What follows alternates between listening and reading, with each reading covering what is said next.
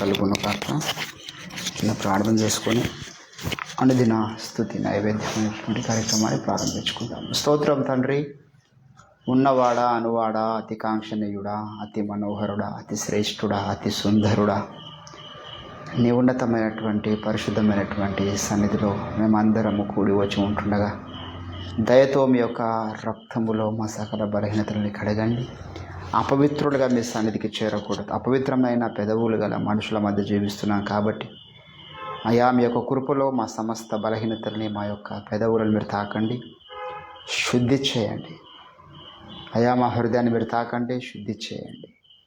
మా సమస్తము అయా మీ యొక్క కృపలో కడగబడి మీ నామాన్ని పవిత్రమైన మనసుతో మేము స్తుతించుటకు, ఆరాధించుటకు పూర్ణ మనసుతో, పూర్ణాత్మతో, పూర్ణ బలముతో నిన్ను నా తండ్రి గణపరచుటకు మీరే కృపను అనుగ్రహించండి. సకల పొంచి ఉన్న చీకటి, దురాత్మ, అంధకార, దయ్యపు, ప్రేతాత్మ శక్తులు మీరు మాకు ఇచ్చిన అధికారమును బట్టి యేసుక్రీస్తు నామమున గద్దిస్తూ బంధిస్తూ ఉన్నాం. మీ ప్రసన్నత మా మీద కుమ్మరించి మహిమ ఘనత ప్రభావం మీరే పొందమని యేసుక్రీస్తు నామమున ప్రార్థన చేస్తూ ఉంటున్నాం తండ్రి. ఆమేన్.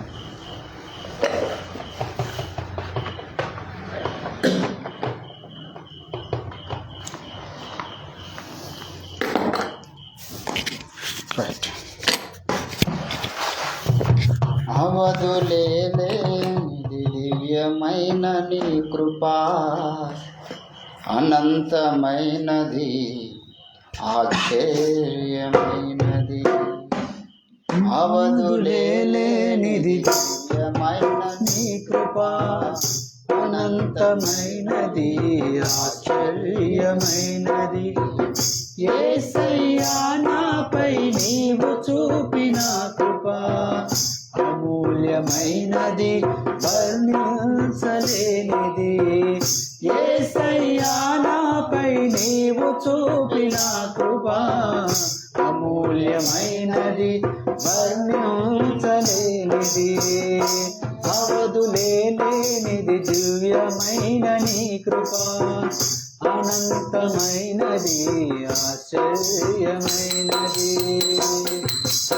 ఊహించలేని హృదయానందమును దుఃఖమునకు ప్రతిగా దయచేసినావు.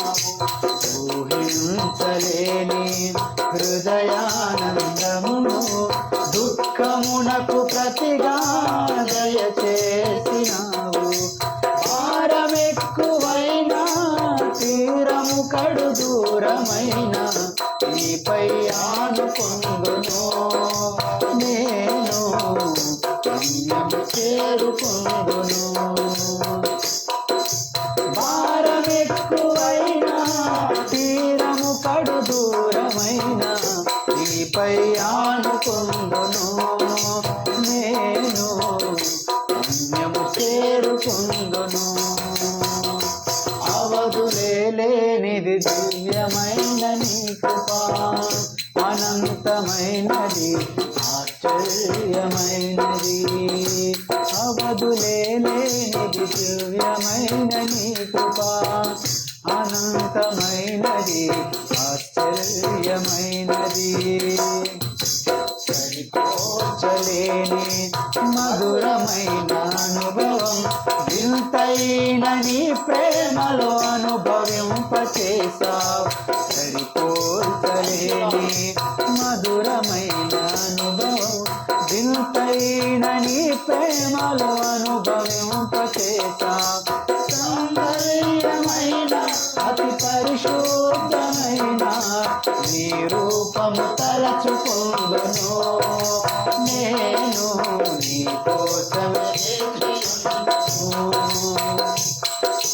సౌందర్యమైన, అతి పరిశుద్ధమైన నీ రూపము తలచుకొందును నేను, కోసమే వేచియుందును. అవధులేనిది దివ్యమైన నీ కృపా, అనంతమైనది, ఆశ్చర్యమైనది. అవధులేనిది దివ్యమైన నీ కృపా, అనంతమైనది, ఆశ్చర్యమైనది. లెక్కించ లెక్కించలేని అగ్నిశోధనలు ప్రయాసమునకు తగిన ఫలములిచ్చిన లెక్కించలేని అగ్నిశోధనలు ప్రయాసమునకు తగిన ఫలములిచ్చిన వాడబారని కిరీటమునే పొందుటకు వెనుకున్నవి మరచి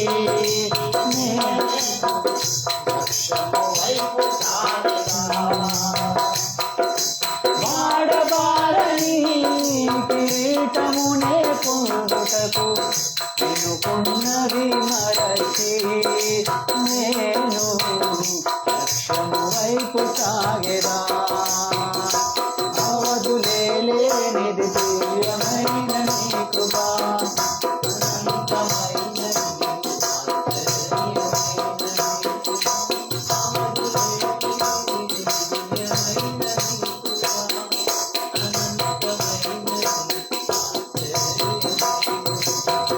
యేసయ్యా నాపై నీవు చూపిన కృప అమూల్యమైనది వర్ణించలేనిది యేసయ్యా నాపై నీవు చూపిన కృప అమూల్యమైనది వర్ణించలేనిది అవధులేని దివ్యమైన నీ కృప అనంతమైనది ఆశ్చర్యమైనది అవధులేనిది దివ్యమైన నీ కృప అనంతమైనది ఆశ్చర్యమైనది.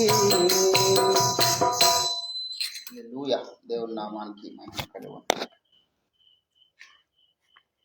స్తోత్రం.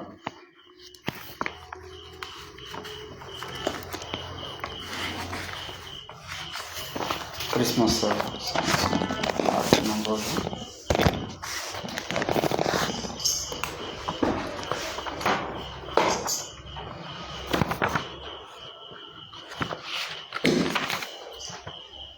దేవునికి స్తోత్రం.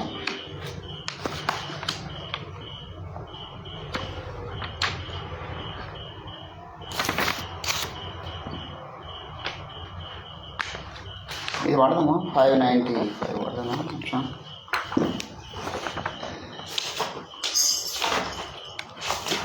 595 అని 594 వాడదాం.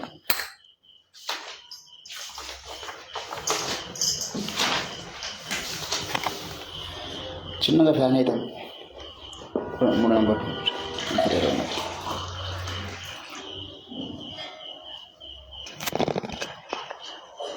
ఇది వాడదాం.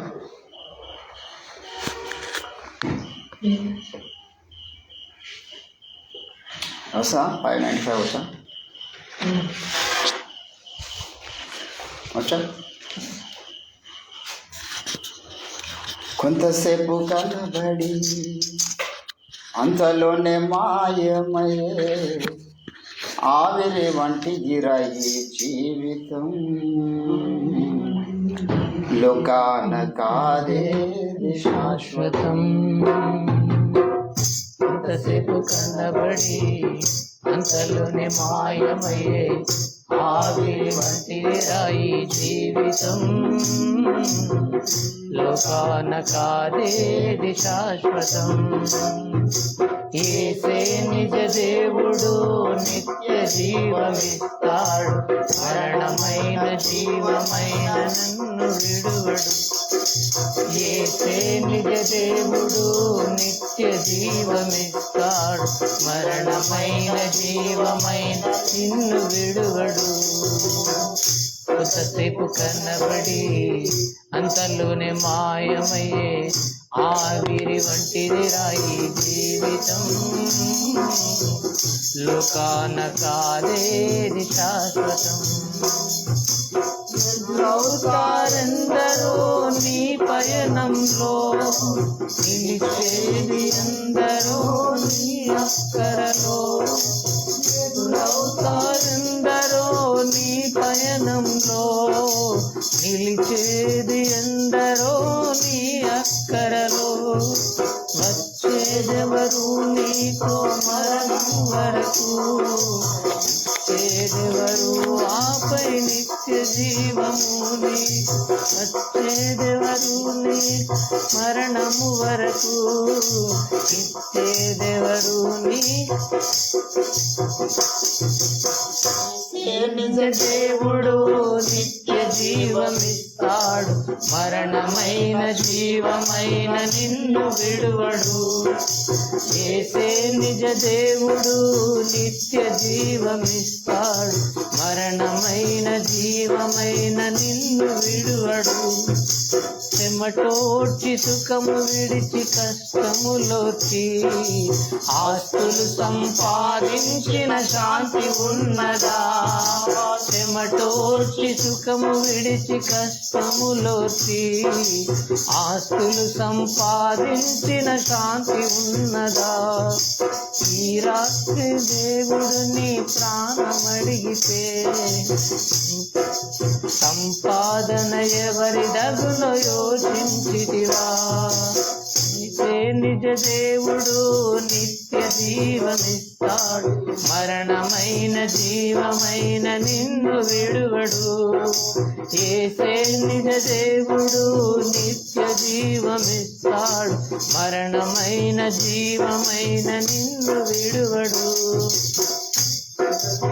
కబడి అంతలోనే మాయమయ్యే ఆవిరి వంటిది రాయి జీవితం లోకాన కాలేది శాశ్వతం కొంతసేపు కనబడి అంతలోనే మాయమయ్యే ఆవిరి వంటిది రాయి జీవితం లోకాన కాలేది శాశ్వతం యేసే నిజ దేవుడు నిత్య జీవమిస్తాడు మరణమైన జీవమైన నిన్ను విడువడు యేసే నిజ దేవుడు నిత్య జీవమిస్తాడు మరణమైన జీవమైన నిన్ను విడువడు హల్లెలూయా. ఇది వాడు ఫైనల్ మన పాప దోషములకై ఆ ప్రభువే నలిగినాడు మనలను బ్రతికింప సిలువలో ఆ యేసే మరణించాడు ప్రభువైన యేసునందు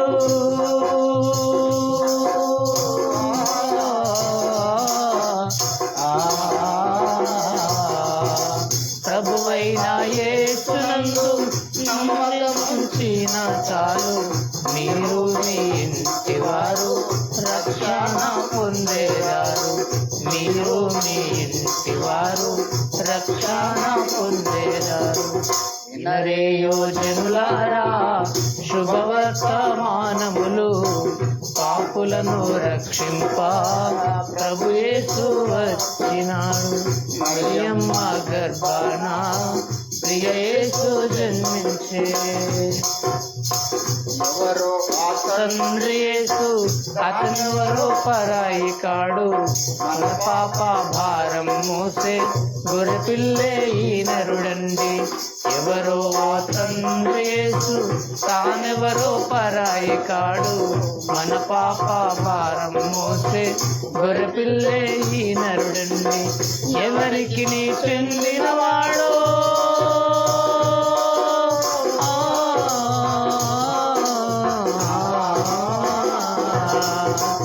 ఎవరికి నీ చెందినవాడో అసలే కాదండి యేసు అందరినీ చల్లగా చూస్తే అందాల దేవుడండి అందరినీ చల్లగా చూస్తే అందాల దేవుడండి వినరేయో జనులారా శుభవర్తమానములు పాపులను రక్షింప ప్రభు యేసు వచ్చినాడు మరియమ్మ గర్భాన ప్రియ యేసు జన్మించే. చూసినాము సాగిలపడి మ్రొక్కినాము, ఇక ముందు జీవితమంతా ఆయననే సేవిస్తాము. మేమెళ్ళి చూసినాము సాగిలపడి మ్రొక్కినాము, ఇక ముందు జీవితమంతా ఆయననే సేవిస్తాము. పొందిన ఈ ఆనందాన్ని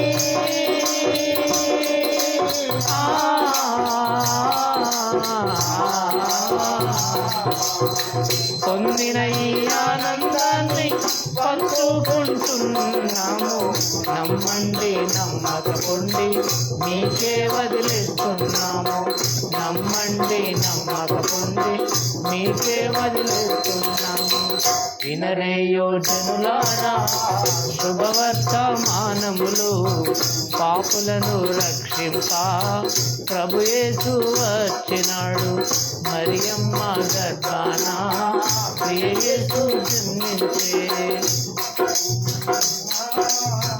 శుభవర్తమానములు, పాపులను రక్షింప ప్రభు యేసు వచ్చినాడు. మరియమ్మ గర్భాన ప్రియ యేసు జన్మించే.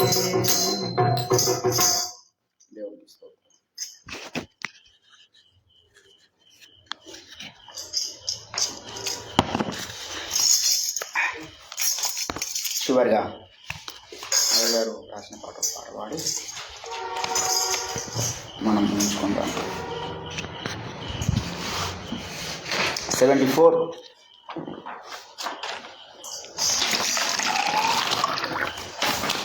Thank you.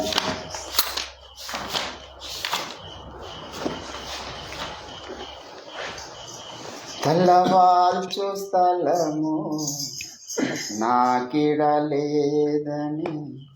పలికినది నోడా నా యేసయ్య. తెల్లవాల్చు స్థలము నాకిడలేదని పలికినది నోడా నా యేసయ్య.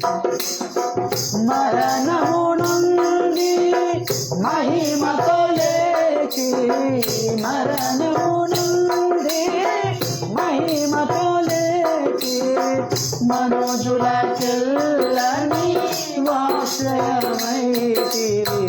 నీ కౌగిటనే తలవాల్చునయ్యా, నీ కౌగిటనే తలవాల్చునయ్యా.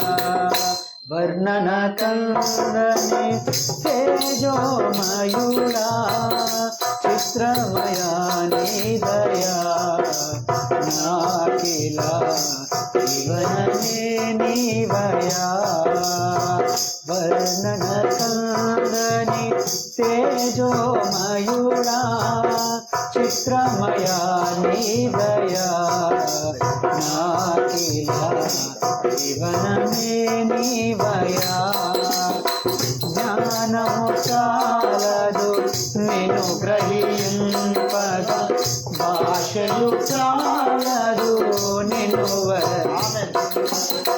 జ్ఞానము చాలదు నిన్ను గ్రహింపగా, భాషలు చాలదు నిన్ను వర్ణింపను. వేయినాలు మాకులను చాలవు, వేయినాలు మాకులను చాలవు. అతులిత మగుని మహిమను చాటగా, తగను కబోనే తగను కబోనే వర్ణన కందని తేజోమయుడా, చిత్రమయ నీ దయా. నాకిలా జీవనమే నీవయా. వర్ణన కందని తేజోమయుడా, చిత్రమయ జీవనమే నీవయా. పాపము చూచిని ఓర్వగజాలవు పాపులు నశింపగహర్షించవు పాపము చూచిని ఓర్వగజాలవు పాపులు నశింపగహర్షించవు పతితులగాను బలి అయితివయా పతితులగాను బలి అయితివయా అసమానము నీ ప్రేమ విధానము అనితర సాధ్యమే రక్షణ కార్యము అనితర సాధ్యమే రక్షణ కార్యము వర్ణన తేజోమయుడా చిత్రమయ నీదయా నాకిల జీవనమే నీవయా వర్ణన కందని తేజోమయుడా చిత్రమయ నీదయా నాకిల జీవనమే నీవయా నాకిల జీవనమే నీవయా నాకిల జీవనమే నీవయా. దేవునికి స్తోత్రం కలుగును గాక. మత్తయి సువార్త 25వ అధ్యాయం చిన్న మాట చదువుకొని ప్రార్థన చేసుకుందాం.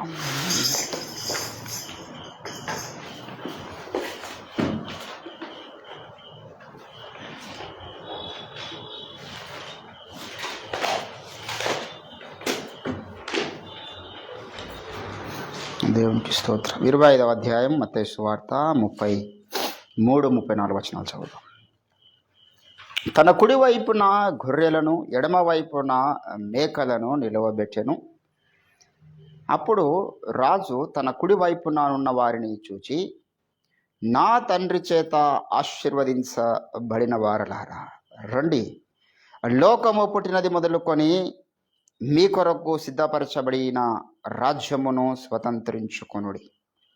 చదవబడిన లేఖన భాగమును దేవుడు మన వెనుకడిలో హలింపచేయుగాక. ప్రభునందు నాకు అత్యంత ప్రియులారా, చదవబడిన లేఖన పరిశుద్ధ భాగంలో what is our conclusion, what is our destiny when we were entering to the haven.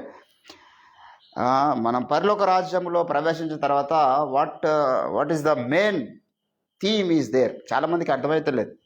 పరలోక రాజ్యం అనగానే ఏం లేదండి, అక్కడ నిత్యము మానక దేవుణ్ణి స్తుతిస్తూ ఉంటారని ఒక లేఖనం దొరికింది. కాబట్టి మానక దేవుని స్తుతిస్తారని అనుకుంటున్నారు. పరలోక రాజ్యం పోయినాక అంటున్నాడు దేవుడు, నా తండ్రి చేత ఆశీర్వదించబడిన వారులారా, లోకం పుట్టింది మొదలుకొని మీ కొరకు సిద్ధపరచబడిన రాజ్యము ఉన్నది. హల్లెలూయా.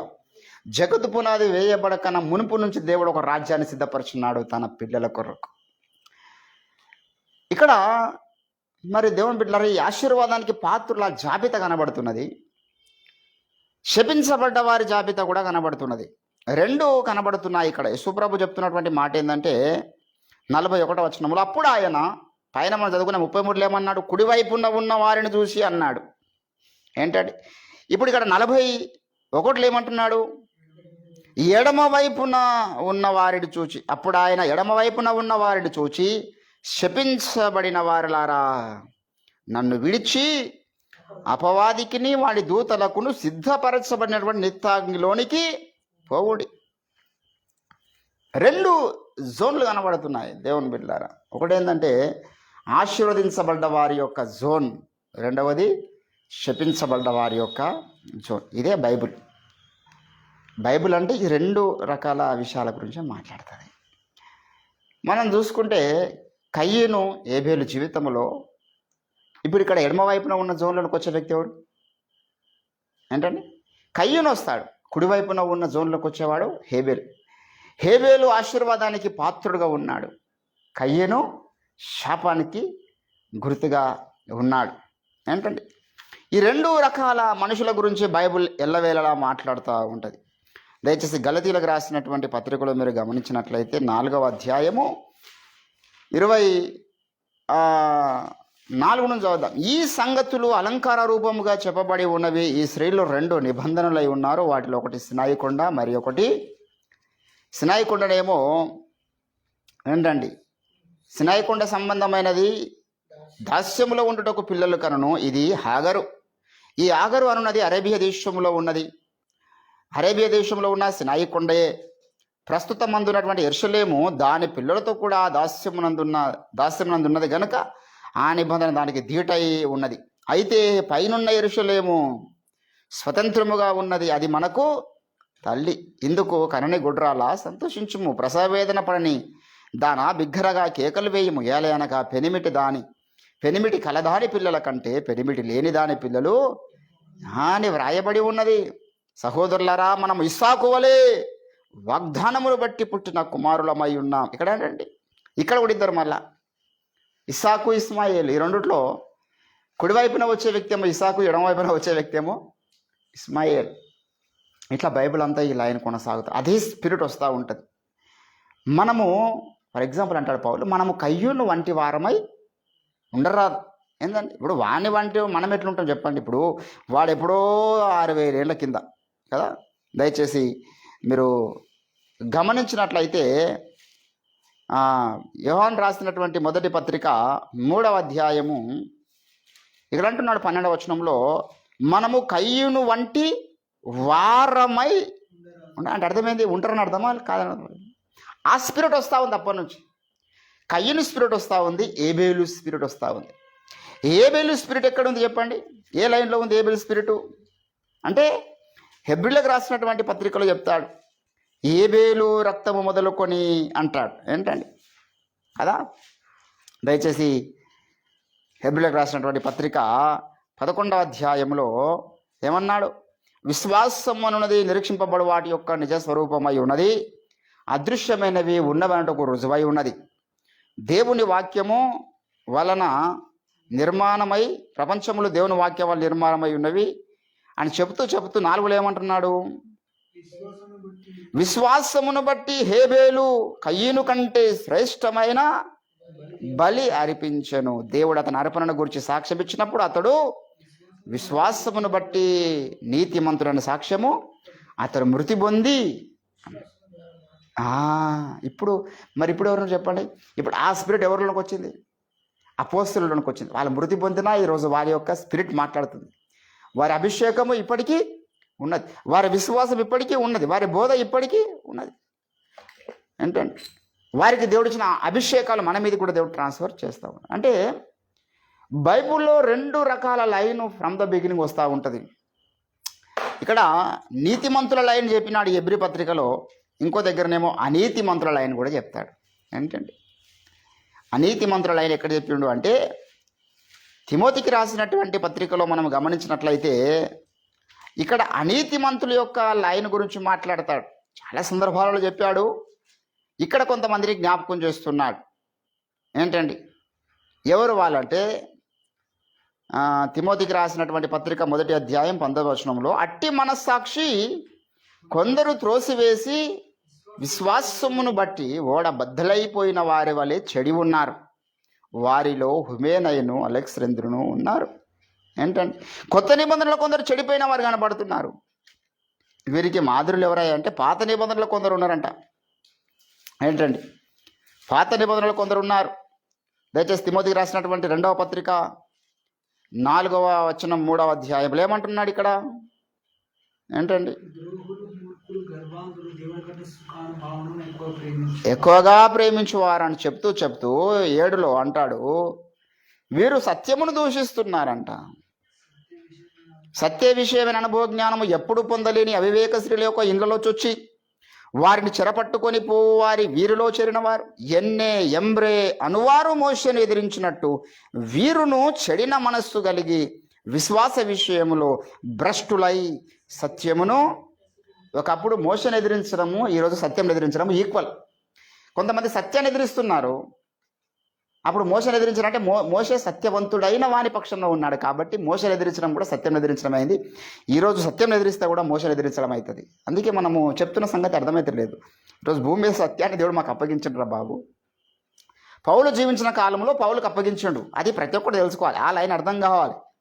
ఏంటంటే తెస్సలోనికీయులకు రాసినటువంటి 2వ పత్రికలో పౌలు ఏమన్నాడు, ఇది దిస్ ఈజ్ అవర్ గాస్పల్, ఏంటండి మా సువార్త వలన అంటాడు. దయచేసి 14వ వచనం 2వ అధ్యాయము, మీరు ఇలాగున రక్షించబడి మన ప్రభువైన యేసుక్రీస్తు యొక్క మహిమను పొందవలెనని ఆయన మీ సువార్త ఎట్లా? సువార్త అంటే యేసుక్రీస్తుది కదా, యేసుక్రీస్తు సువార్తనే.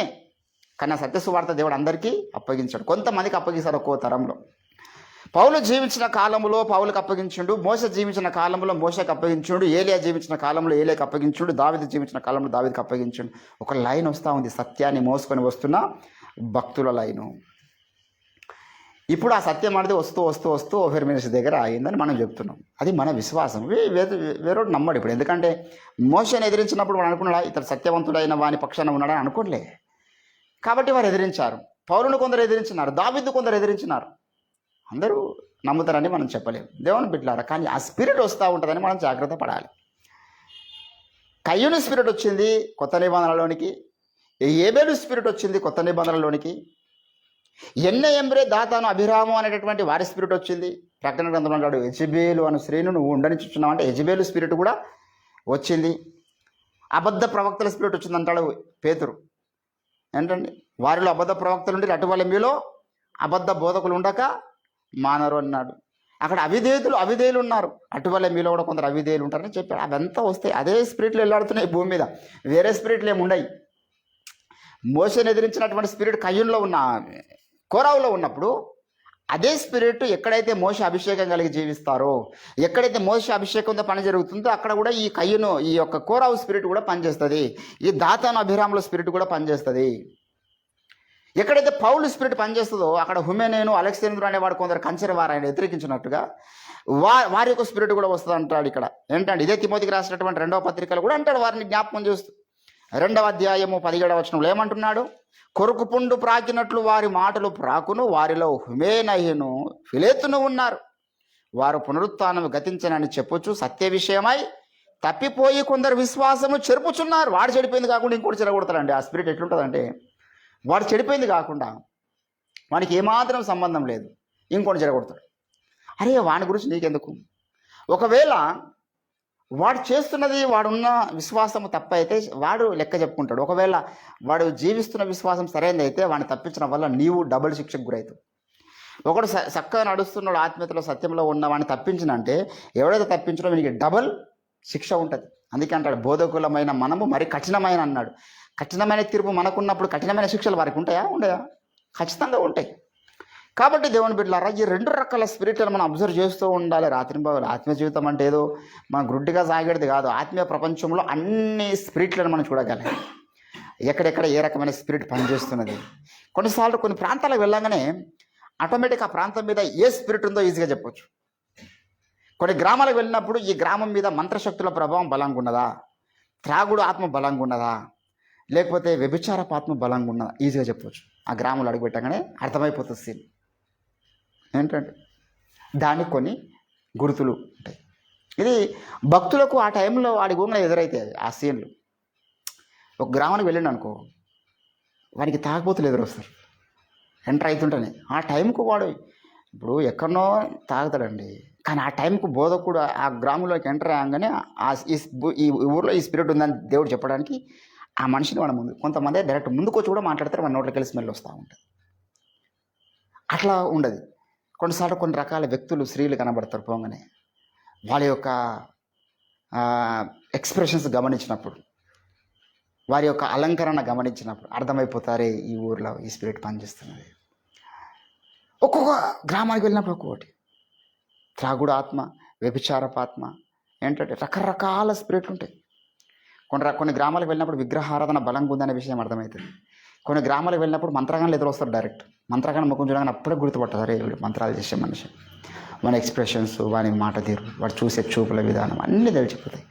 అంటే ఈ గ్రామం మీద ఇది పనిచేస్తుందని చెప్పడానికి దేవుడు మనకి ఏం చేస్తారంటే కొన్నిసార్లు, అందుకే ఏదైనా గ్రామంలోకి వెళ్తున్నప్పుడు గుడ్డిగా పోరు భక్తులు. ఆ గ్రామంలో ఉన్నటువంటి మనుషులందరిని అబ్జర్వ్ చేస్తూ వెళ్తారు. పౌలు అట్లనే వెళ్ళిండు, అన్నీ అబ్జర్వ్ చేసుకుంటూ పోయిండు. ఇక్కడ ఈ రకమైన మనుషులు ఉన్నారు కదా. కొంతమంది భక్తి గల వారు ఉన్నారు, కొంతమంది విగ్రహారాధన చేస్తున్నారు. ఆయనకు అర్థమైపోయింది ఇక్కడ ఏ రకమైన స్పిరిట్ పనిచేస్తుంది. దేవుని బిడలారా, ఈరోజు మనం గమనించాలి. నువ్వు ఇప్పుడు ప్రస్తుతం మన ముందున్నటువంటి దినాలలో ఏ మనిషిలో ఏ రకమైనటువంటి స్పిరిట్ ఉన్నదో నువ్వు గుర్తించాలంటాడు రావెన్ హిల్స్ గారు. వై రివైవల్ టారెస్ అనే బుక్లో చెప్పిన మాట అదే.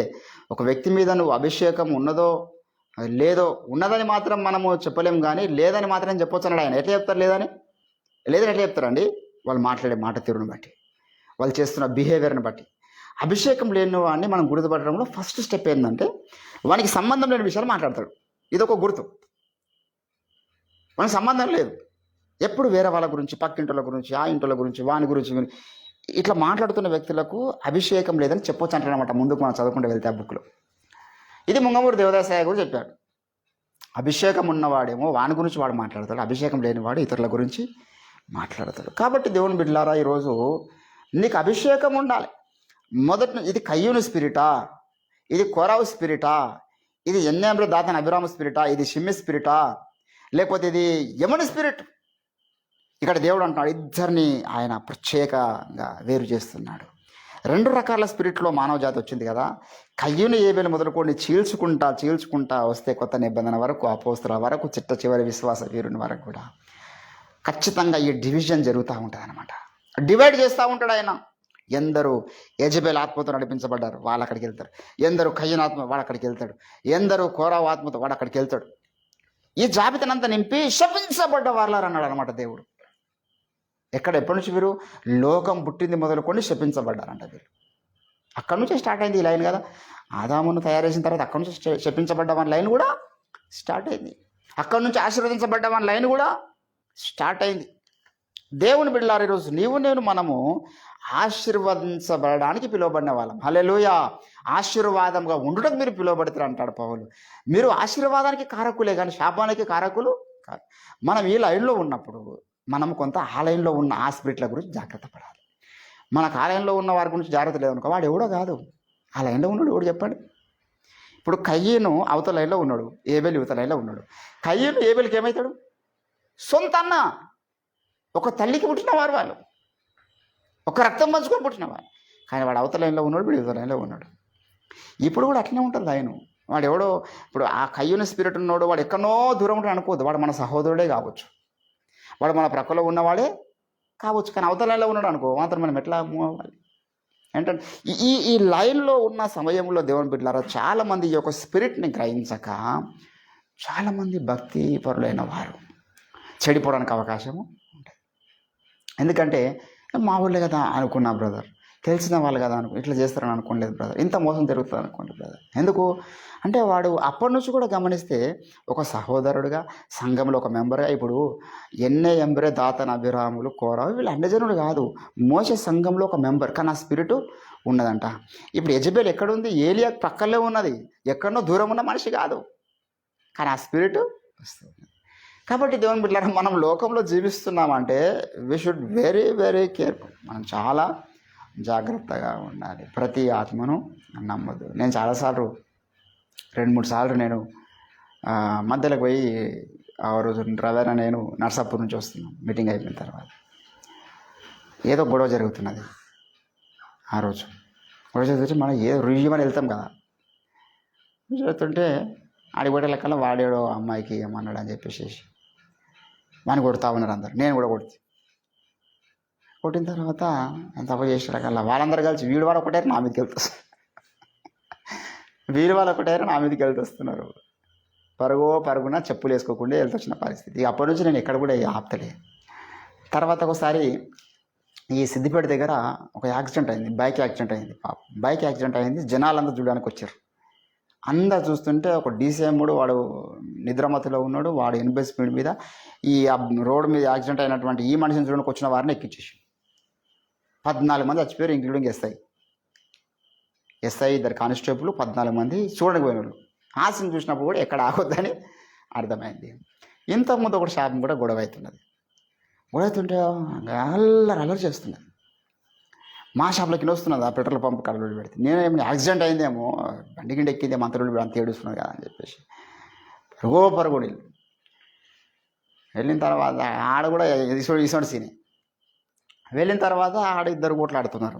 నేను అనుకున్న బీహార్ వాళ్ళేమో బతుకనికి వచ్చారు కదా కొట్లాడుతున్నారు అనుకున్న తర్వాత లోపలికి జనాలంతా బయట ఉన్నారు, ఎవరు పోతలేరు. ఆయన ఎందుకంటే వాళ్ళిద్దరు కొట్టుకుని మనల్ని కొడితే ఏం చేస్తారని నేను డైరెక్ట్ లోపలికి వెళ్ళి అరే చూడదేరు అంటే వాడు ఇడిచిపెట్టి క్యావుగా అంటే ఆమె ఇట్లా మాట్లాడుకొని తెచ్చారు. వాడు 600 ఇస్తామని మాట్లాడుకొని తెచ్చారు. ఇక్కడికి వచ్చిన తర్వాత నాకు డబ్బులు ఇస్తలేరు, నువ్వే చెప్పు అంటుంది. నాకు నేనేం చెప్పాలి? డబ్బులు ఇస్తామని తొలికొచ్చారు ఆమెను. ఆయనకు వచ్చిన తర్వాత డబ్బులు ఇస్తలేరు లొల్లి అయింది, కొట్టుకుంటారు. మధ్యలో నేను వెళ్ళాను. ఇప్పుడు నాకు చెప్పమంటుంది ఆమె. ఇప్పుడు ఏం చెప్పాలి? ఈమె చేసిన తప్పే, వాడు చేసిన తప్పే, మధ్యలో పోయి నేను చేసింది కూడా తప్పే. కాబట్టి చాలా రకాల చెత్త లోకంలో ఉన్నాయి. చుట్టుముట్టు ఉన్నటువంటి మనుషులు ఎవరు మంచోలో, ఎవరు చెడ్డలో, ఎవరు దొంగలో, ఎవడు మోసగాడో నమ్మే దినాలు కావు. దేవుని బిడ్డలారా, నేను యథార్థంగా ప్రాణానికి ప్రాణంగా ప్రేమించినటువంటి మనుషులు నాకు ఎన్నో ఆదరాన్ని మాట్లాడినారు. ఆయన మాట్లాడి అదే మర్చిపోయే మాట. ఎందుకంటే ఎవరికి నేను అన్యాయం చేయలేదు, వ్యక్తిగతంగా ఎవరికి అన్యాయం చేయలేదు, ఎవరికి 1 రూపాయి నేను ముంచలే. నన్ను ముంచిన వాళ్ళు ఉన్నారు కానీ నేను ఎవరిని ముంచింది లేదు. కానీ బయటకు పోయిన తర్వాత వాళ్ళ అన్న మాటల్ని బట్టి దేవుడు వాడికి ఎటువంటి శిక్ష విధిస్తే బాగుంటుంది? ఇప్పుడు నేను వానికి ఏమైనా అన్యాయం చేసిందంటే వాడు నాకు ఆ మాట అనొచ్చు, వానికి ఏమైనా ద్రోహం చేసినంటే వాడు నాకు ఆ మాట అంటే బాగుంటుంది. కానీ ఏ ద్రోహం చేయకపోయినా వాడు నాకు ఒక మాట అనిపోతే వాడిని దేవుని శిక్షలో వీడు ఉండడా? అరే యథార్థంగా నువ్వు ఆలోచించిన జీవితంలో నీకు వ్యక్తిగతంగా సునీల్ పాస్టర్ గారు ఏమైనా అన్యాయం చేసిండా? నీకు వ్యక్తిగతంగా ఎప్పుడన్నా ద్రోహం చేసిండా? అంటే అటువంటిది ఏం లేదు. మరి ఎందుకు నువ్వు బయటకు పోయి దుర్మార్గుడు, కామంతుడు, దేవుడు విడిచిపెట్టిన వాడు, దేవుని ప్రణాళికలు లేనివాడు, ఆయన మోసగాడు, ఆయన అందరిని వాడుకొని పెట్టేస్తాడు, ఆయన సంగతి మాకు ఎప్పటి నుంచో తెలుసు, వీళ్ళంతా దేవుడి శిక్షకు పాత్రలు కారా? అంటే ఇప్పుడు వీళ్ళది ఏ స్పిరిట్ చెప్పండి? ఇప్పుడు మోషే దగ్గర ఉండి తిని పండుకొని రాత్రి భాగాల్లో మోషే నాయకత్వం కింద పెరిగినటువంటి మనిషి కోరాహు, వాడిని ఒక పేరు పొందినటువంటి సభికునిగా మార్చిండు మోషే. వాడు అడ్రస్ లేని మనిషి, పేరు పొందిన సభికునిగా మార్చిన తర్వాత మోషే అనేది మాకు పని లేదు అనొచ్చావాడు, చచ్చిపోయిందాక కూడా అనొద్దు వాడు. ఎందుకంటే వాడు ఎవడు అడ్రస్ లేని మనిషి, ఎవరిని తెలియడు వాడు. ఈరోజు భ్రష్టుల జాబితాలో వాడి పేరు చేరడానికి ఒకటి అని చేరదు. అరే వాడు నీకు మోషే ఎంత ప్రేమించుంటాను నీకు ఆ స్థానం ఇచ్చిందంటే, నువ్వు ఆ కాలంలో నువ్వు పేరు పొందినటువంటి సభికుడిగా ఒక ఆశీర్వదించబడ్డ వ్యక్తిగా ఉండే స్థానం ఊకి వస్తుందా? అపోస్తులత్వం ఉంటే దొరుకుతుందా? ఏంటంటే ఎంత అభిషేకం ఉంటే కూడా అపోస్తులని పిలువబడతాడు. కానీ కొంతమంది ద్రోహం చేసేవాళ్ళు. పౌలుకు ఇప్పుడు ఫిలేత్ అనేవాడు ద్రోహం చేసిండు, హుమేనా ద్రోహం చేసిన వాడికి ఏమన్నా పౌలు అన్యాయం చేసినట్టు ఉందా? పౌలు వానికి ఏమన్నా మోసం చేసినట్టు ఉందా? అంటే ఉండదు. కానీ వీళ్ళలోనికి ఏదంటే అప్పటి నుంచి వస్తున్నటువంటి కొన్ని ఆత్మలు, దురాత్మలు ఉన్నాయి, కొన్ని దుష్టాత్మలు ఉన్నాయి, కొన్ని తిరుగుబాటు చేయించే ఆత్మలు ఉన్నాయి. అవి వాడిని ఇప్పుడు కోరాను విడిచిపెట్టిన తర్వాత దానికి ఇంకోటి కావాలి కదా. యెజబెల్ వదిలిపెట్టిన తర్వాత ఆత్మకి ఇంకో మనిషి కావాలి కదా. కాబట్టి ఇప్పుడు పాత నిబంధనలో ఉన్నటువంటి భక్తుల అభిషేకాలు కొత్త నిబంధనలో ఉన్నటువంటి భక్తులకు ఎట్లయితే దేవుడు ఇస్తున్నాడో, ఏలి అభిషేకం పనిచేస్తున్నది, ఏబేలు అభిషేకం పనిచేస్తున్నది, భక్తులు శ్రేష్ఠ భక్తులు అందరూ అభిషేకం పనిచేస్తున్నది. ఈ సంగతి మనకు స్పష్టంగా అర్థం కావడానికి ఆదిపస్తంభం అనేటువంటి బుక్లో ఓఫిర్ గారు చాలా క్లియర్ కట్గా రాశారు. ఆ పాత నిబంధనలు ఉన్న భక్తుల యొక్క అభిషేకాలు తీసుకొచ్చి క్రొత్త నిబంధనలు మనకు వారి దగ్గర ఈవులను తీసుకొని మనకు ఈవులను ఇచ్చనని వ్రాయబడి ఉన్నది. అంటే వారి మీద ఉన్న అభిషేకం, ఏలి అభిషేకం ఇప్పుడు చనిపోయాడు ఆయన, ఇంకా ఎందుకు? ఆయన మీద అభిషేకం తీసుకొచ్చి కొత్త నిబంధనలు ఎవరో ఒకరికి దేవుడు ఇచ్చాడు. రోషం గలవారు, నమ్మకమైన వ్యక్తులకు ఒకరు ఇచ్చాడు. యోన అభిషేకం కోరికి ఇస్తాడు. యోన అభిషేకం ఏ అద్భుతాలు చేయదు, కానీ బలమైనటువంటి దేవుని ఒక చిత్తాన్ని నెరవేరుస్తుంది. ఇట్లా ఒక్కొక్క అభిషేకం ఒక్కొక్క పని చేస్తుంది. అందరి ద్వారా అద్భుతాలు జరుగుతాయని కాదు. ఇప్పుడు బాప్తిసం ఇచ్చేవాడి ద్వారా ఏ అద్భుతం జరగలే. ఆయన సేవకుడు కాదా? స్త్రీలు కన్న వారందరిలో గొప్పవాడు ఆయన. మరి ఆయన ఏ అద్భుతం చేయలే, కానీ దేవుని ఒక చిత్తం ఆయన ద్వారా జరిగింది. అది మార్గము సరళం చేసే కార్యక్రమం. కాబట్టి దేవుని బిడ్డలారా, ఇట్లా పాత నిబంధనలు ఉన్న శ్రేష్ఠ భక్తుల యొక్క అభిషేకాలు మన మీదకి వచ్చినప్పుడు మన మీద ఉన్న ఆ అభిషేకానికి ధీటుగా అవతల సాతాను యొక్క స్పిరిట్లు కూడా పనిచేస్తూ ఉంటాయి. కొన్నిసార్లు మన పక్కలకు వచ్చే అవకాశం కూడా ఉంటుంది. ఇస్కరియోతు యూదా ఎక్కడికి యేసుప్రభు పక్కలకు వచ్చిన వాడు ఒక ఫైనాన్స్ మినిస్టర్గా ఉన్నాడంటే మామూలు విషయమా? మరి ఆడికి వచ్చింది స్పిరిట్, వాడు బలహీనుడే, కానీ వాడి మీదకి వచ్చిన దురాత్మ బలహీనమైనది కాదు. కాబట్టి యేసుప్రభు శిలువ మరణం పొందకుండా చంపడానికి పెద్ద ప్లాను ఇస్కరియోతు యూదా చేసిండు. కానీ ఆయన ప్రణాళిక నెరవేర్చడానికి వచ్చింది కాబట్టి ఆయన ప్రణాళిక శిలువ మరణం పొందాలి కాబట్టి ఆ లైన్లో యేసుప్రభు వెళ్ళాడు. కాబట్టి దేవుని బిడ్డ యేసుప్రభు చెప్తున్న సంగతి ఏంటంటే, లోకము పుట్టింది మొదలుకొని తన కుడి వైపున ఉన్న వారిని చూసి ఆశీర్వదించబడ్డ వారలారా. ఎందుకంటే ఆదాము మీద నుంచి హేబేలు మీద నుంచి ఇట్లా ఆశీర్వాదం ట్రాన్స్ఫర్ అవుతూ వస్తున్నది. మధ్యలో యాకోబు ద్వారా ఆ ఇస్సాకు ద్వారా యాకోబు మీదకి వచ్చింది కానీ ఏశావు మీదకి పోలేదు ఆశీర్వాదం. కాబట్టి ఇస్మాయిల్ మీదకి పోలే ఆశీర్వాదం, ఇస్సాకు మీదకి వచ్చింది. ఒక లైన్ మనం గమనిస్తే ఈ త్రాడంతా మనకు బైబిల్ అంతా కనిపిస్తుంది. ఈరోజు నీవు నేను యేసు రక్తాన్ని ఆశ్రయించిన మనము కుడివైపున ఉన్నటువంటి జోన్లో ఉన్నాం. ఎడమ వైపున ఉన్న వారి మీద ఉన్నటువంటి ప్రభావం మన మీద పడకుండా చూసుకోవాలి. దాని కొరకు మనం బోధించేది ఏంది ఏంటంటే, ఎడమ వైపున ఉన్నారు, నీ ప్రక్కలో ఉన్నారు కాబట్టి you must have that detachment అని చెప్తున్నాం. ఎందుకు? వాడి మీద ఉన్న స్పిరిట్ మంచిది కాదు. వాడు మంచుడు కావచ్చు మనిషి వ్యక్తిగతంగా, వాడు మనకు వ్యక్తిగతంగా వాడు మన టార్గెట్ కాదు. వాడి మీద వస్తున్న ఒక స్పిరిట్ ఉన్నది. ఎడమ వైపున ఉన్న ఆ మనుషులు కుడివైపున ఉన్న మనుషులు కలిసిమెలిసి జీవిస్తున్నారు అన్నాడు యేసు ప్రభు. గోధుమల మధ్య గురుగులు కూడా ఘోరంబుగా విత్తుచూ ఉన్నాడు సాతాను వచ్చి. ఏంటండి, ఈ రెండు పెరుగుతూ ఉన్నాయి, పక్కపక్కగా ఉన్నాయి రెండు. గమనించారా? ఇక్కడేమన్నాడు యేసు ప్రభుల వారు? చూడండి ఒకసారి. ఏంటండి, గోధుమల మధ్య గురుగులు కూడా ఏంటండి, 26వ వచనం చూడండి ఒకసారి. గురుగులు కూడా అగుపడెను. అతని యొద్దకు వచ్చి మంచి విత్తనములు విత్తితివి కదా, గురుగులు ఎక్కడ నుండి వచ్చనని అడిగిరి. ఇది శత్రువు చేసిన పని వారితో చెప్పగా, నీకు ఇష్టమా అంటే ఏమంటుండే ప్రభు? వద్దు. గురుగులను ఒకవేళ మీరు పెరిగే పని పెట్టుకుంటే మీరు వాటితో కూడా అది గోధుమలను కూడా మీరు తీసేస్తారేమో, నా రాకడ వరకు ఉండనియండి అంటున్నాడు. అంటే యేసుప్రభు రాకడ దాకా మన ప్రక్కల కొన్ని గురుగులు ఉంటాయి, రాకడ దాకా ఉంటాయి. ఇక వాళ్ళ విషయంలో జాగ్రత్త పడాల. మనము సముద్రం ఇప్పుడు ఒక మురికి నీటిలో ఉన్నామండి. మురికి నీటిలో ఉన్న తామర తనలోనికి మురికిని రాణించుకోదు. ఇప్పుడు ఈ లోకంలో ఉన్నాం, అందరి మనుషుల మధ్య కలిసే ఉంటాం, కానీ ఎవరిలో ఉన్న అలవాటు మనలోకి రావద్దు. నా స్నేహితుడు ఒకటి త్రాగిపోతా అనుకో, మన అలవాటు నాకు వచ్చింది, నాకు ఎట్లుంటుంది పరిస్థితి? నేను కుడివైపు నుంచి ఎడమవైపుకి వెళ్ళిపోతాను. నా స్నేహితుడు ఒకడు వ్యభిచారం చేస్తున్నాడు, ఆ అలవాటు నారానికి వచ్చింది అనుకో, అప్పుడు నేనేమైతే ఈ లైన్ నుంచి ఆ లైన్లో పోతా. నా స్నేహితుడు ఒక రహస్య పాపం చేస్తున్నాడు, ఈ లైన్లో నేనున్నా. అరే అందరు ఇప్పుడు ట్రెండ్ ఒకటి ఏం తెలుసా, హైదరాబాద్ అంట ప్రతి ఒక్కరికి ఖచ్చితంగా లవర్ ఉండాలి. లవర్ లేకపోతే వాడు అసలు మనిషిగా చూస్తలేరంట. ట్రెండ్ అండి, ఖచ్చితంగా లవర్ ఉండాలి. లవర్ లేకపోతే ఎట్లా ఏంటండి, నామోషి ఫీల్ అవుతారు అమ్మాయిలు లవర్ లేకపోతే. మళ్ళీ ఇంకా ఒక్కడు కాదు, ఇద్దరు ముగ్గురు ఉండి ఇంకా గ్రేట్గా ఫీల్ అవుతారు. నీకు చాలా మంచి టాలెంట్ ఉంది, ముగ్గురు నలుగురు మెయింటైన్ చేస్తున్నావు. ఒకటి సినిమా తీసుకుపోనికి, ఒకటి పార్క్ తీసుకుపోనికి, ఒకటి రెస్టారెంట్ తీసుకుపోనికి, ఒకటి బట్టలు ఇప్పడానికి, ఒకటి సెల్ ఫోన్ రీఛార్జ్ చేయడానికి, ఒక్కొక్క ఇన్వెస్ట్మెంట్ కొరకు ఒక్కొక్కని పెట్టుకున్న అమ్మాయిలు కూడా అది వాళ్ళు గ్రేట్గా ఫీల్ అవుతారు.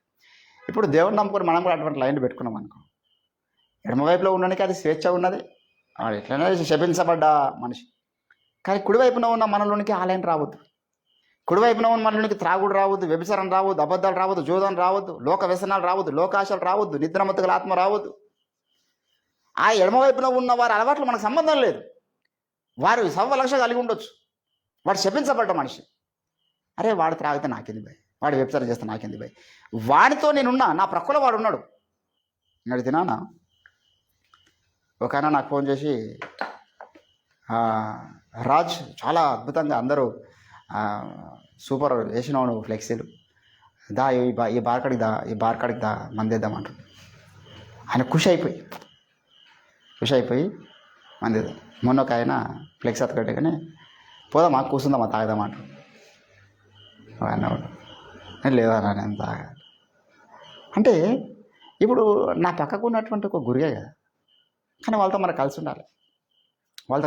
మనం ఎప్పటిదాకా ఏంటండి, మీరు లోకములో నుండి ఏంటండి జారులతోనైనాను ఏమన్నాడు? కొరింథీయులకు రాసినటువంటి పత్రిక, మీరు అలాగూ ఉండగోరిన యెడల మీరు లోకముల నుంచి వెళ్ళిపోవలసి వచ్చును. ఏంటండి, దయచేసి కొరింథీయులకు రాసినటువంటి పత్రిక 5వ అధ్యాయము, 1 కొరింథీ 5వ అధ్యాయము 9వ వచనం. జారులతో సాంగత్యము చేయవద్దని నా పత్రికలలో మీకు వ్రాసి ఉంటిని, అయితే ఈ లోకపు జారులతోనైనను లోబులతోనైనను దోచుకున్న వారితోనైనను విగ్రహారాధికులతోనైనను ఏమాత్రము సాంగత్యము చేయవద్దని కాదు. We must have friendship with each other. లోకంలో ఉన్నప్పుడు అందరూ మనకు స్నేహితులు ఉంటారు. అన్ని రకాల అలవాట్లు గలవారు మనకు స్నేహితులు ఉంటారు. వానితో మనకు పని, మనతో వానికి పని. అమ్మో నేను జారునితో సంగతం చేయాలంటే ఒక జారునికి ఒక షాప్ ఉంది, మన దగ్గర పోయి కొనవాను. ఒక విగ్రహారాధన ఇప్పుడు షాప్ ఉంది, ఒకటి కిరాణా షాప్ ఉంది, పోయి మన దగ్గర కొన్నవా, నేను విగ్రహాలతో సంగతం చేయనంటే ఏమాత్రము కాదు. అలాగైతే మీరు లోకములో నుండి వెళ్ళిపోవలసి వచ్చును కదా అని చెప్పి, ఇప్పుడైతే సహోదరుడు అనబడిన వాడు ఒకవేళ ఎవడైనా జారుడు కానీ, లోబి కానీ, విగ్రహారాధికుడు కానీ, తిట్టుబోతు కానీ, త్రాగుబోతు కానీ, దోచుకున్నవాడు కానీ ఉన్న ఎడల అట్టి వానితో మీరు సాంగతి. ఇప్పుడు మనకు ఎవడండి శత్రువుడు చెప్పు? లోకంలో ఉన్నటువంటి వాడు ఆ శత్రువు. ఇప్పుడు నాకు లోకంలో ఉన్న వాళ్ళు వచ్చారు నా దగ్గరికి, బిజినెస్ పర్పస్ వచ్చారు, నాతో స్నేహం ఉన్నది, తాగదామన్నారు. ఒకటి రక్షింపబడి మారు మనసు పొందిన తర్వాత కూడా ఈ మాట అన్నాను అనుకో, ఇప్పుడు వాంతో నేను సంగతం చేయొచ్చు, వాంతో నేను స్నేహం. ఎవడో తిట్టుబోతున్నాడు, తిడుతున్నాడు, ఓకే, తిరుగుబోతున్నాడు, వాంతో సంగతం చేయొద్దు. ఒకటి చూడిపోటి మాట్లాడు, వాంతో సంగతం చేయొద్దు. ఏంటండి ఇక్కడ అంటాడు ఇంకా 12వ వచనంలో, వెలుపలి వారికి ఏంటండి త్రాగుబోతు కానీ, దోచుకున్నవాడు కానీ ఉన్న అట్టివానితో సాంగత్యము చెయ్యకూడదును, భుజింపకూడదును. ఏంటండి వెలుపలి వారికి తీర్పు తీర్చు మీరు అంటున్నాడు. లోపల వారికి తీర్పు ఈ కంటిన్యూషన్ ఉంటుంది. మళ్ళీ 6వ అధ్యాయం కూడా అదే విషయం. 5వ వచనం చూడండి, 6:5లో, మీకు సిగ్గు రావాలనని చెప్పుచున్నాను. ఏమి? తన సహోదరుల మధ్య వ్యాజ్యము తీర్చగల బుద్ధిమంతుడు మీలో ఒకడైనా లేడా? దేవుని బిడ్డలారా, ఈరోజు మనం గమనించాలి, గురువులు ఎక్కడో లేవు, గోధుమల మధ్యలోనే ఉన్నాయి. ఆ కారణాన్ని బట్టి మనం చాలా కేర్ఫుల్గా మన స్నేహాలు, చాలా కేర్ఫుల్గా మన కమ్యూనికేషన్స్, చాలా కేర్ఫుల్గా మన బిహేవియర్ ప్రతి మనసుతో ఉండాలి. చాలామంది నా దగ్గరకు వచ్చి, అన్నా నువ్వు మాకు దేవుడు అన్నా అన్నారు. నీలో దేవుడిని చూస్తున్నామన్నా, నీలో మా తండ్రిని చూస్తున్నాను, నీలో మా తల్లిని చూస్తున్నాను, నా కుటుంబ సభ్యులు కూడా నా గురించి చిత్తగా పట్టించుకోలేరు అన్నాను. అంటే ఆ మాట ఒట్టిగా అన్నారు కదా. అన్న తర్వాత వాళ్ళే వెళ్ళి బయటికి పోయిన తర్వాత ఆయన సంగతి నాకు ఫస్ట్ నుంచి చాలా తెలుసు, నాకు చాలాసార్లు ఇట్లా జరిగింది. అంటే ఇప్పుడు ఎంత సీక్రెట్గా సాతాను వాడి నెట్వర్క్ని పెట్టుకోవడం మనం గమనించాలి. ఆ నెట్వర్క్ అప్పుడు వీళ్ళకు కూడా తెలియదు, వీళ్ళు సాతాన్ నెట్వర్క్ కింద పనిచేస్తున్న సంగతి. ఇప్పుడు దేవుడి నెట్వర్క్ కింద పనిచేస్తున్నటువంటి మనకేమో అభిషేకం ఉన్నది, ఆత్మలు రక్షించబడతాయి, ప్రార్థన జీవితాలు కనబడతాయి, వాక్యదానం కనబడుతుంది, పరిశుద్ధ జీవితం కనబడుతుంది, లేకపోతే ఇంకా ఎన్నో కనబడతాయి. దేవుడి నెట్వర్క్ కింద వీళ్ళు ఉన్నారని. కానీ సాతాన్ నెట్వర్క్ కింద ఉన్నోళ్ళు ఏంటంటే వీళ్ళు మాయావేషంలో ఉంటారు. మనం కళలో కూడా ఊహించలేము అంత పగడబందిగా. అసలు ఠాకూర్ సినిమా పనిచేయదు సాతాన్ నెట్వర్క్ కింద. ఠాకూర్ సినిమాలో అసలు లాస్ట్ దాకా ఎవడు చేస్తున్నటువంటి సీను తెలియదు. పోకిరి సినిమాలో లాస్ట్ వరకు ఎవడయ్యా వీళ్ళందరూ నేర్తున్న సంగతి తెలియదు వాడుకున్నట్టు. ఈ సినిమాలు ఎవడు పనిచేయదు సాతాన్ నెట్వర్క్ ముందు. వాడు ఎంత ఖతర్నాక్ నెట్వర్క్ అంటే వాంది. ఇస్కరియోతు యూదా మొదట వస్తున్నప్పుడే తెలుసు, యేసుప్రభుకు తెలుసు, సాతాను తెలుసు, వీడు ఖచ్చితంగా యేసును అప్పగించేవాడుగా తయారవుతారని. కానీ వాడు ముందెట్లా పంపించుండు? ఒక శ్రేష్ఠ భక్తునిగా, ఒక ఆసక్తి గల పౌరునిగా, యేసయ్య కొరకు ప్రాణమిచ్చే పౌరునిగా వాడు తోడిచిండు లోపలికి. ఎంత వేషం అండి! ఇక మాకు నువ్వే సర్వం అన్నంతగా వాడు అన్నీ వదులుకొని యేసు దగ్గరికి వస్తే తప్ప ఆ స్టేటస్ ఇచ్చాడు కదా. మరి వాడి నెట్వర్క్ ఎంత డీప్ ఉంది. అంత దూరం పోయిన తర్వాత యేసుప్రభు అంటాడు, వీనిలో ఎప్పుడో సాతాను ఆలోచన పెట్టు, ఎప్పుడో ఆలోచన పెట్టిండు. యేసుప్రభు దగ్గరకు వచ్చిన తొలి రోజే వీని లోపల ఆలోచన ఉన్నది. కానీ మరి ఎందుకున్నాడు? మరి ఎందుకు నటిస్తున్నాడు? మళ్ళీ ఎందుకు ప్రార్థనలు చేస్తున్నాడు? ఎందుకు యేసయ్య వెనకాల పరిచయం నలిగిపోతున్నాడు? ఇంకా ఎందుకు వాడు కూడా అద్భుతాలు చేస్తుండు, ప్రార్థనలు చేస్తుండు, వాక్యం చెప్తున్నాడు సాతాన్ నెట్వర్క్ కింద ఉండి? అంటే వానికి కూడా తెలియదు అది. సాతాన్ నెట్వర్క్ కింద ఉన్న సంగతి వానికి కూడా తెలియదు. ఒక టైం వస్తుంది, వాడు క్లెయిమ్ చేసే టైం వస్తుంది. వాడు క్లెయిమ్ చేసినప్పుడు అర్థమైపోతుంది, రే రే రే ఈ స్పిరిట్ వాంది. అట్లా మనం చాలామందికి అనుకోవాల్సి వస్తుంది. భూమి మీద బ్రతికినంత కాలం మనకి ఎంతమంది పడుకున్నాం. ఎదురవుతారెందరో ఈ పయనంలో, నిలిచేది ఎవరో నీ అక్కరలో. అందుకే సామెతలు అంటాడు, దూరంలో ఉన్నటువంటి పొరుగు వానికంటే పక్కలో ఉన్నటువంటి దూరంలో ఉన్న సహోదరుని కంటే పక్కలో ఉన్న పొరుగువాడు మేలు. మనము కలిగి ఉన్నటువంటి సహవాసంలో దేవుని బిడ్డలారా, which person is under the guidance of the Holy Spirit, we must identify that. This person is under the guidance of the Holy Spirit. అందుకే పౌలు అంటాడు, బాబు నువ్వు అటుగా వెంబడించకు, నా బోధ, నా ఉద్దేశం, నా తీర్మానం, నాకు కలుగుతున్న శ్రమలు, నేను దేవుని స్వరం నలిగి, ఇవన్నీ చూడు, ఇవన్నీ చూస్తున్నాడు, వెంబడించు. ఇంత గుడ్డిగా వెంబడిస్తే ఏంది, వాడే సైతానికి అవుతాడు. గుడ్డిగా వెంబడిస్తుంటే సాతానికి దొరికిపోతాడు. గుడ్డిగా వెంబడించు. నా ఓఫర్ గారికి వెంబడిస్తున్నాం ఈరోజు, గుడ్డిగా వెంబడిస్తున్నామా? We know very well what kind of anointing had అనేది మనకు తెలుసు. దేవుని బిడ్డలారా, ఆ ప్రసంగాలు వింటూ ఉంటే ఒళ్ళంతా షవరింగ్ వస్తూ ఉంటుంది. ఈనాటికి ఇంతకుముందు నేను కొన్ని వేల ప్రసంగాలు ఓఫర్ గారు ఈరోజు మళ్ళీ వింటే దాంట్లో కొత్తదనం ఉంటుంది, దాంట్లో ఒక ప్రచండమైనటువంటి ప్రత్యక్షత ఉంటుంది. అది ఎంత 5 నిమిషాల ప్రసంగం కానీ మరొక మనుషుల్లోనికి సాధ్యం కాదు కదా. దేవుని అభిషేకం లేకపోతే ఇన్ని ప్రసంగాలు రావు కదా.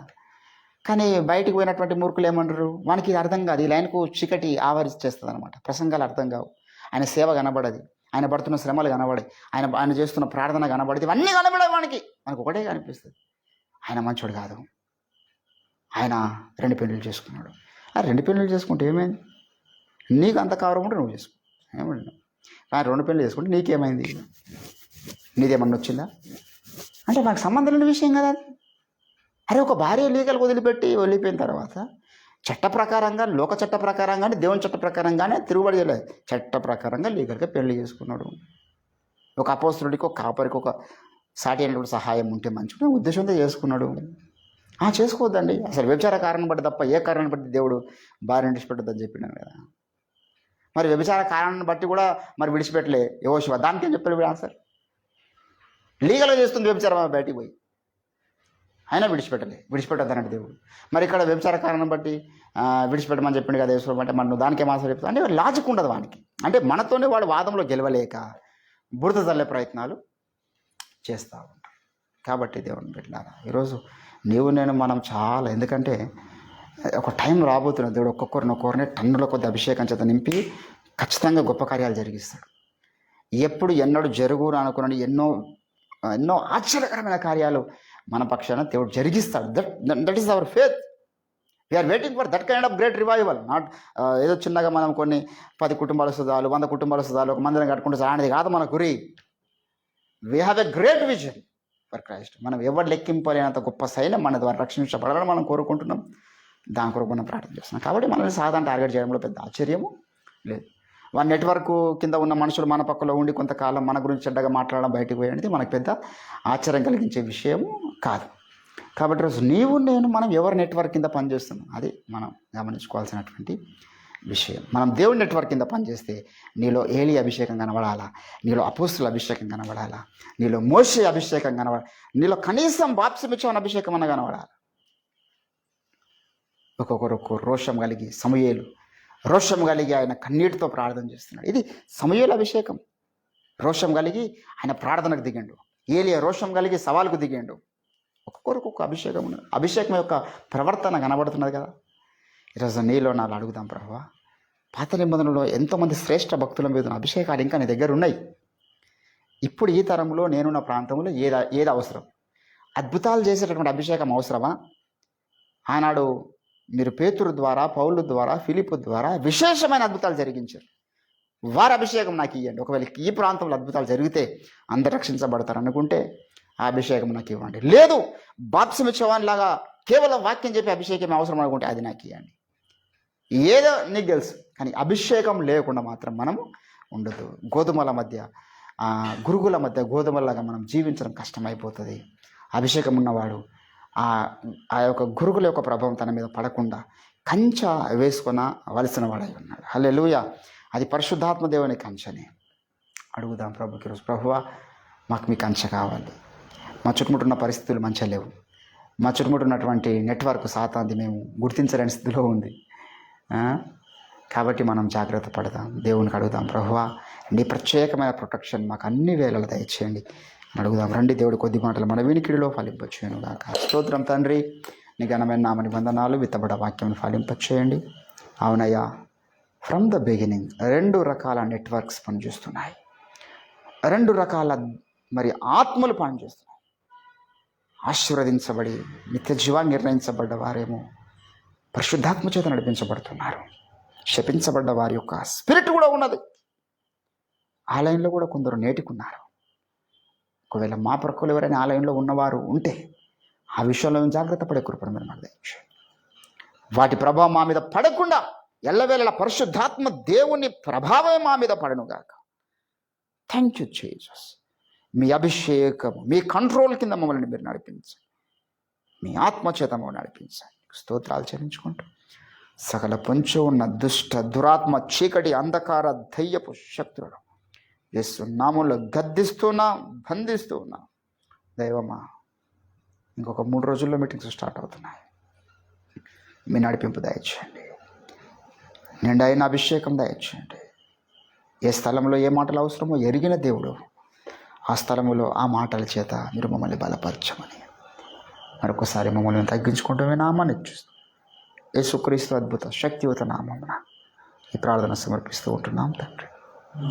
యేసు రక్తం ఇచ్చాం, ప్రవేశ రక్తం, ప్రవేశ అపవాదికి నీ వాని క్రియలకు అనంత కోటి నాశనము కలుగును గాక. ఆమేన్.